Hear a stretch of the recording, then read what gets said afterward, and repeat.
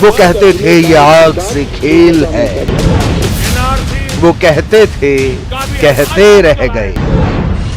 वक्त की किताब में आजाद हिंदुस्तान के मुस्तकबिल में जब भी 2019 का जिक्र आएगा तो बस यही याद किया जाएगा कि जो असंभव था वो इस साल संभव हुआ और जो नामुमकिन था वो भी इसी साल मुमकिन हुआ और नामुमकिन हो गया मुमकिन। लोकतंत्र के इस मंदिर में 2019 में कई फैसले हुए, लेकिन आखिरी सत्र में पास होकर नागरिकता संशोधन बिल के कानून बनने के बाद जितना हंगामा हो रहा है उससे ये साफ है कि प्रधानमंत्री नरेंद्र मोदी और गृह मंत्री अमित शाह एक ऐसे नामुमकिन मिशन को मुमकिन करने पर जुटे हैं जिसे शायद इनके अलावा कोई और कर ही नहीं सकता था।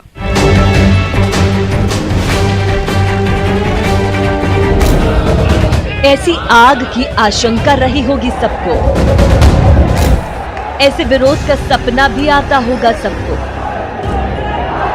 विरोधियों के ऐसे हमलों से डरते होंगे सभी।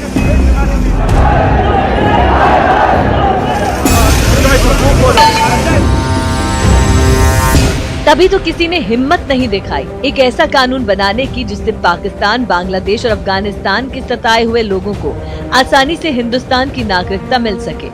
डर कर, छिप कर, दहशत में रहने की जरूरत ना पड़े।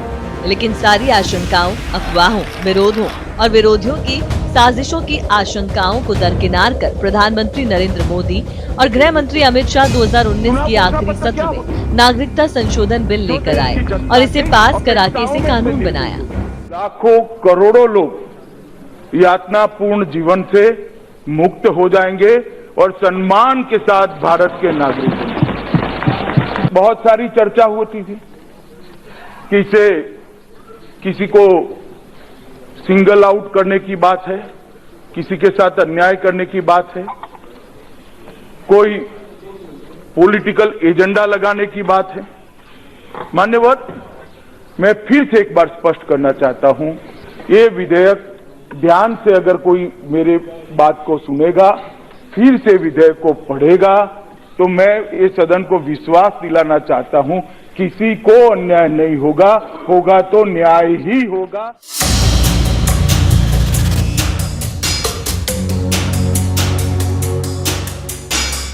नागरिकता संशोधन बिल जैसे ही नागरिकता संशोधन कानून बना, देश में हिंसक प्रदर्शनों का दौर शुरू हो गया।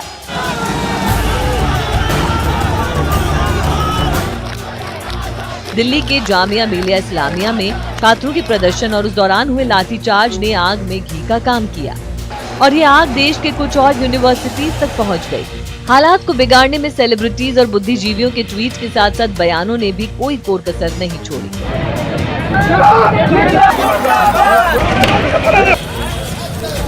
नागरिकता संशोधन कानून के विरोध में हिंसा की आग शहर दर शहर फैलने लगी। सिर्फ यूपी में 15 से ज्यादा लोगों की मौत हो गई, वहीं दूसरे शहरों में भी जमकर आगजनी और तोड़फोड़ की गई। हालत ये हो गए कि सदन में जिन पार्टियों ने सीएबी का समर्थन किया था उनमें से भी कई विरोध में खड़े हो गए, वहीं पहले से विरोध कर रहे लोगों की आवाज में और तल्खी बढ़ गई। हिंदू, मुसलमान, सिख, ईसाई सबकी आवाज इस कॉन्स्टिट्यूशन में है और आप इस कॉन्स्टिट्यूशन पर आक्रमण नहीं कर सकते हो। पूरा हिंदुस्तान आपको रोकेगा। हम संकल्प करें कि हम इस संविधान की रक्षा करेंगे, इस संविधान को नष्ट नहीं होने देंगे। राजघाट पर कांग्रेस के सत्याग्रह से पहले ही पीएम मोदी ने रामलीला मैदान से सीएए पर सभी आशंकाएं और अफवाहों को दूर करने की कोशिश की थी, लेकिन झारखंड चुनाव में मिली जीत से कांग्रेसी नेताओं की आवाज और तेज हो गई। एनआरसी, इसका भी ऐसा झूठ चलाया जा रहा है। हमने तो बनाया नहीं, पार्लियामेंट में आया नहीं, न कैबिनेट में आया है, न उसके कोई नियम कायदे बने हैं, हवा खड़ा किया जा रहा है। सीएए के विरोध में जितने लोग सड़क पर उतरे, सीएए के समर्थन में सड़क पर उतरने वाला सैलाब उनसे कतई कम नहीं था। रही बात इस कानून की, तो कहीं ऐसा नहीं लगता कि इसका विरोध जायज है। इस कानून के मुताबिक पाकिस्तान, बांग्लादेश, अफगानिस्तान से आए अल्पसंख्यकों को भारत की नागरिकता मिलेगी। धर्म के आधार जिन अल्पसंख्यकों के साथ अन्याय हो रहा है उन्हें ही नागरिकता मिलेगी। जो अल्पसंख्यक 31 दिसंबर 2014 से पहले भारत आ चुके हैं उन्हें नागरिकता मिलेगी। मतलब साफ है, इन तीनों देशों से 31 दिसंबर 2014 तक जो अल्पसंख्यक भारत आ चुके हैं उन्हें भारत की नागरिकता आसानी से मिल जाएगी। बवाल शुरू हुआ इन तीन देशों में रहने वाले बहुसंख्यक यानी मुस्लिमों के साथ भेदभाव की अफवाह पर।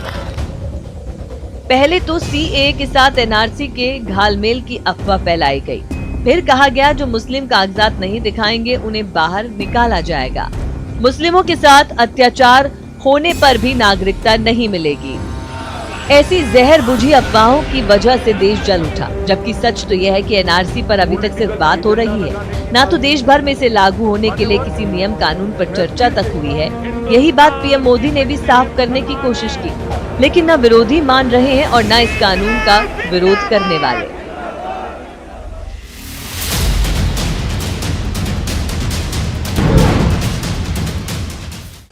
नागरिकता संशोधन बिल के मसले पर संसद में हुए फैसले का विरोध सड़कों पर भी जमकर हुआ। हालांकि एक ऐसा ही बड़ा फैसला इसी साल के अगस्त महीने में भी लिया गया, जिसको लेकर पिछले 70 सालों से लोगों का कहना था कि ये असंभव है इस मसले पर इतना बड़ा फैसला लेना। लेकिन प्रधानमंत्री नरेंद्र मोदी और गृह मंत्री अमित शाह की जोड़ी ने उस असंभव को भी संभव करके दिखाया।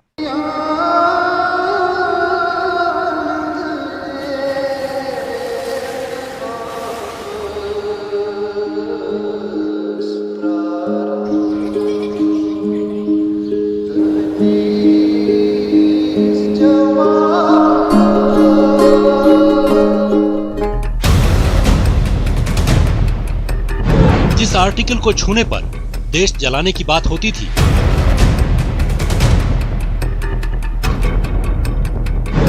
जिसे हटाने पर हिंदुस्तान से नाता तोड़ देने की धमकी दी जाती थी, जिसके लिए कभी अस्थायी तो कभी अस्थायी की दुहाई दी जाती थी, जिसके फेस पर लिखा तो था temporary provision for the state of the Jammu and Kashmir, लेकिन कभी इसे हटाने की किसी ने हिम्मत नहीं दिखाई।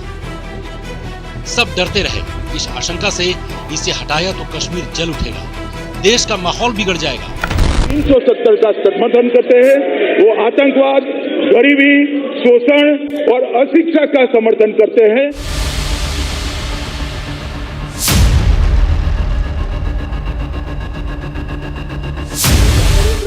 लेकिन पीएम मोदी और गृह मंत्री अमित शाह की जोड़ी ने ऐसी रणनीति बनाई कि न केवल अनुच्छेद 370 बीते दिनों की बात हो गई, बल्कि इसे हटाने पर जम्मू कश्मीर से विरोध का एक स्वर तक नहीं उठा। कैलेंडर में वो ऐतिहासिक तारीख थी 5 अगस्त 2019 की। राजधानी दिल्ली से करीब 800 किलोमीटर दूर श्रीनगर में पिछले कई दिनों से गजब की शांति छाई हुई थी। सभी बड़े नेता नजरबंद थे। 2 दिन पहले ही देसी विदेशी सैलानियों से घाटी को खाली करा लिया गया था।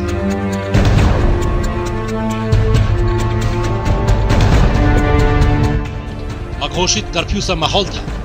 5 अगस्त की सुबह से सभी अंदाजा लगा रहे थे कि आज कुछ बड़ा होने वाला है, लेकिन क्या होने वाला है ये कोई नहीं जानता था। और सब टकटकी लगाए दिल्ली की ओर देख रहे थे।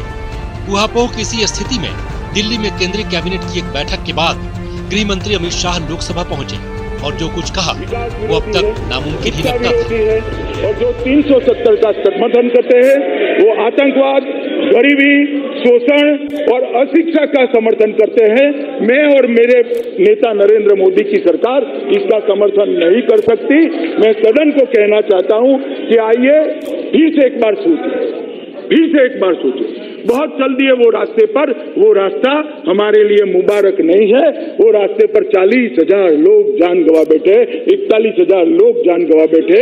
वो रास्ता छोड़े, मोदी जी और इस सरकार जो नया रास्ता लेकर आई है, इसके रास्ते पर आगे बढ़े और घाटी, लद्दाख और जम्मू तीनों की जनता को आजादी के बाद जैसे सब प्रदेश के अंदर विकास हुआ है, सब प्रदेश के अंदर संपत्ति बढ़ी है, उनको भी वो अधिकार दे और साथ अर्थ में भारत के साथ जुड़ने का मौका दे। गृह मंत्री अमित शाह ने जो प्रस्ताव रखा और जिसे दोनों सदनों से पास कराया, उसके मुताबिक अब जम्मू कश्मीर से अलग लद्दाख एक अलग केंद्र शासित प्रदेश है। केंद्र शासित प्रदेश लद्दाख में विधानसभा नहीं है। लद्दाख की तरह जम्मू कश्मीर भी केंद्र शासित प्रदेश है। हालांकि 5-5 साल के लिए जम्मू कश्मीर में विधानसभा चुनाव होंगे।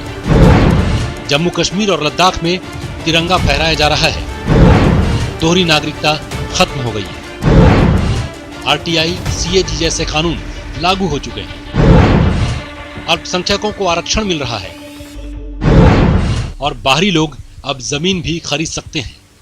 केंद्र में मोदी सरकार की वजह से आज जम्मू कश्मीर के आसमान में बस एक झंडा तिरंगा नजर आता है और उन अलगाववादी और नेताओं की उस सियासत का अंत हो गया है जिसमें वो कहा करते थे कि अनुच्छेद 370 को कोई छू नहीं सकता, उसे हटाया तो देश जल उठेगा। ये क्या उसको मिटाना चाहते हैं? समझते हैं कि बाहर से लाएंगे, बसाएंगे, हमारा नंबर कम कर देंगे, हम क्या सोते रहेंगे? हम इसका मुकाबला करेंगे इंशाअल्लाह। हम इसके खिलाफ खड़े हो जाएंगे। 370 को कहते हो खत्म करो, अरे करोगे तो फिर इलाहाब किधर रहेगा? अल्लाह की कसम कहता हूँ, मेरे ख्याल से अल्लाह को यही मंजूर होगा, हम इससे आजाद हो जाएंगे। उनके इंटेंशंस हैं, जो उनके इरादे हैं, उनसे वो बाज नहीं आती। तो जम्मू कश्मीर न सिर्फ जम्मू कश्मीर को, न सिर्फ मुल्क को, बल्कि पूरे खित्ते को जला के राख कर देगा। तो इसलिए मेरी वार्निंग है बीजेपी वालों को कि आप आग के साथ खेलना बंद कर दो। जम्मू कश्मीर में बारूद है, आप चिंगारी फेंकोगे तो न जम्मू कश्मीर रहेगा तो न हिंदुस्तान रहेगा। ना कश्मीर में आग लगी, ना देश जला। हाँ, अनुच्छेद 370 के खत्म होने के बाद से जन्नत कश्मीर में अमन की नई बयार जरूर बहने लगी है।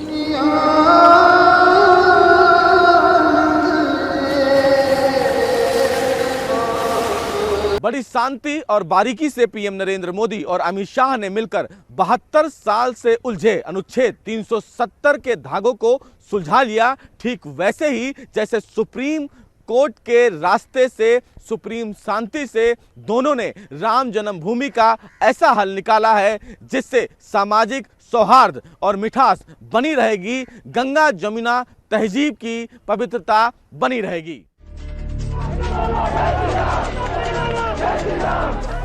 एक विवाद जो करीब 400 साल से चला रहा था, एक विवाद जिसके हल होने की कोई सूरत नजर नहीं आती थी। 1949 में रामलला की मूर्ति मिली, फिर जहां ताला लग गया। 1986 में पूजा के लिए जहां का ताला खुला, लेकिन मंदिर नहीं बना।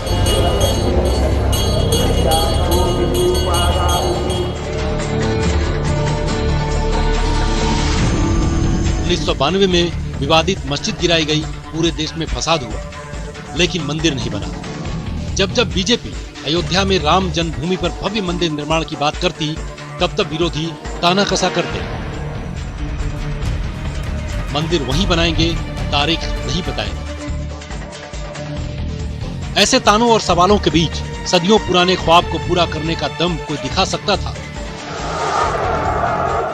तो वो पीएम मोदी और गृह मंत्री अमित शाह की ही जोड़ी थी, जिसने मंदिर पर फाइनल फैसला लेने का मन बनाया और उसी ख्वाब को पूरा करने खामोशी से पीएम मोदी और गृह मंत्री अमित शाह दोनों ने न केवल उस रास्ते पर चलते रहे जिससे फिर 1992 जैसे हालात न बने। सब मुस्कुराते हुए एक फैसला मान ले, बल्कि सब मिलकर भव्य राम मंदिर का निर्माण भी करें, और ऐसा हुआ भी। साथ ही साथ जब मौका आया तो गृह मंत्री अमित शाह ने डंके की चोट पर मंदिर निर्माण की तारीख का ऐलान भी कर दिया।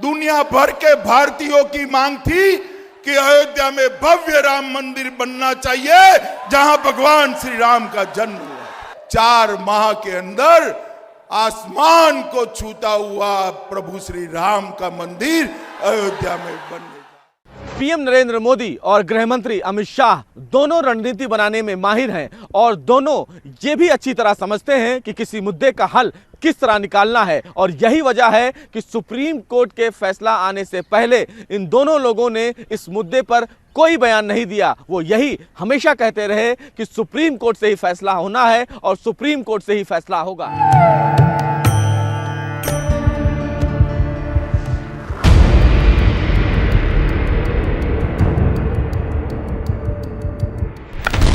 साल 2019 के कैलेंडर में वो 9 नवंबर की तारीख थी जब सुप्रीम कोर्ट में 5 जजों की बेंच राम जन्मभूमि विवाद पर फैसला सुनाने बैठी थी। इस फैसले के मुताबिक पूरी की पूरी विवादित जमीन राम जन्मभूमि न्यास को दी गई।